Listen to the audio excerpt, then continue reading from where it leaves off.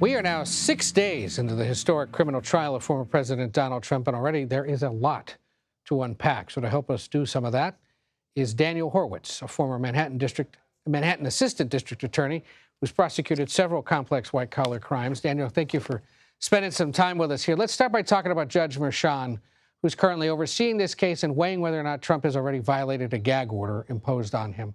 Based on your experience in New York courtrooms, any sense how the judge might rule? Well, based on the hearing today, I don't think it's going in a great direction for the defendant, that's for sure. I think he was very unsatisfied with the answers he got from Trump's lawyer, Todd Blanche. And it would certainly seem that he's got something in mind. What that is, I don't know, but I think it's fair to say that he's not going to come out of the box with the heaviest sanction he could.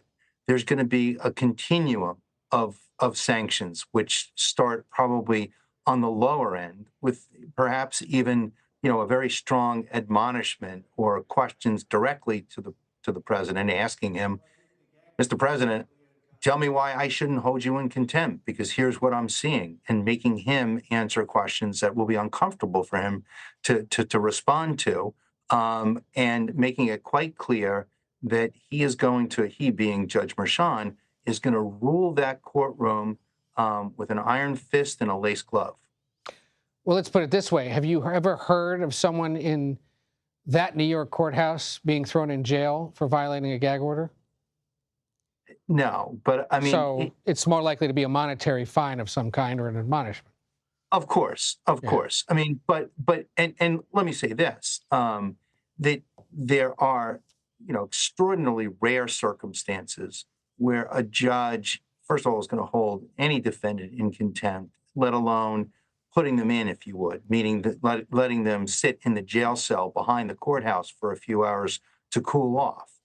It does happen, but it's extremely rare. I want to play you a piece of something the former president had to say today, because he's repeatedly complained about the temperature of the courtroom. Take a listen.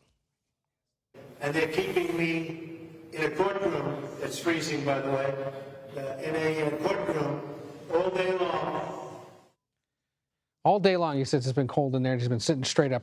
Talk to us a little bit about that building and the extent to which the venue can affect a defendant's mood.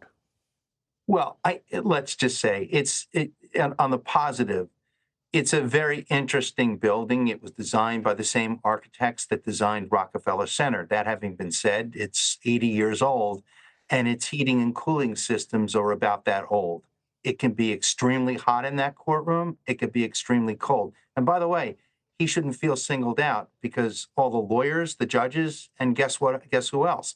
The jurors are experiencing that as well.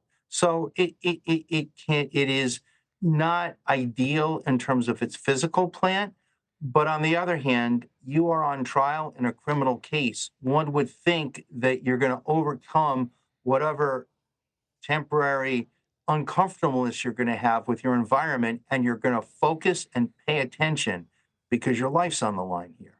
Yeah, so designed by the same guys that did Rockefeller Center, but not renovated by the Comcast company that now owns that building up the street in Midtown. All right, Daniel Horwitz, thank you for your perspective. We'll talk to you again as the trial continues.